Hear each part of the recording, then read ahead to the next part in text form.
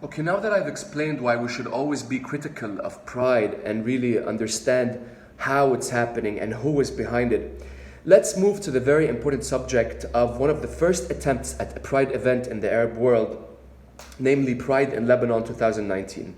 And let's ask the critical questions, which is who's behind it, who's supporting it, and how did this pride come to materialize?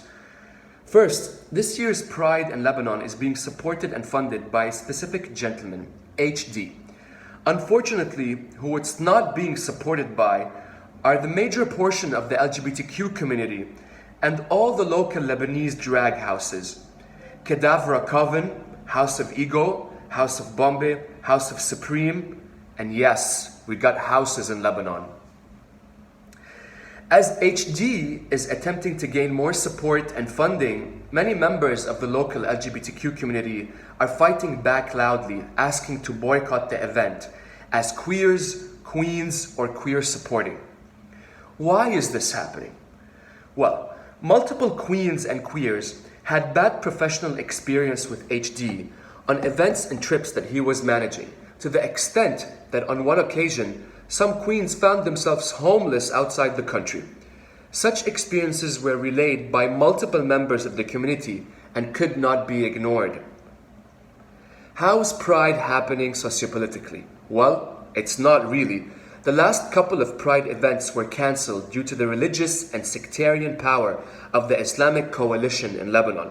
Specifically, last year's Pride was cancelled when certain texts on the itinerary of the events were not translated into Arabic, and the Lebanese internal security took it upon itself to translate it, naturally perverting the texts, ruining it, and making it sound like a huge party or something unethical or something that should not happen in Arab contexts.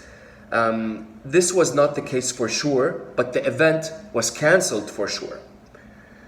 What was the biggest mistake of Pride 2019?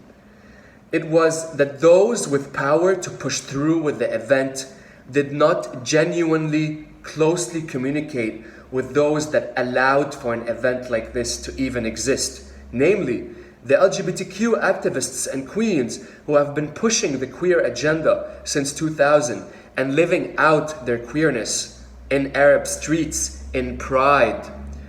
The process of coordination cannot be omitted when it comes to something like Pride. You know, Pride as an Arab revolutionary event, as multiple members said, is a community-based project and cannot be pushed by one activist.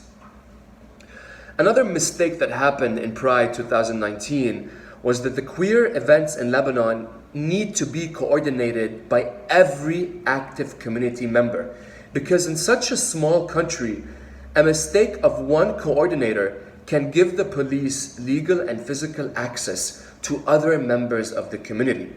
If I were to create a drag event today in Lebanon, it is my responsibility to assure that such an event would not put the lives of those attending in danger.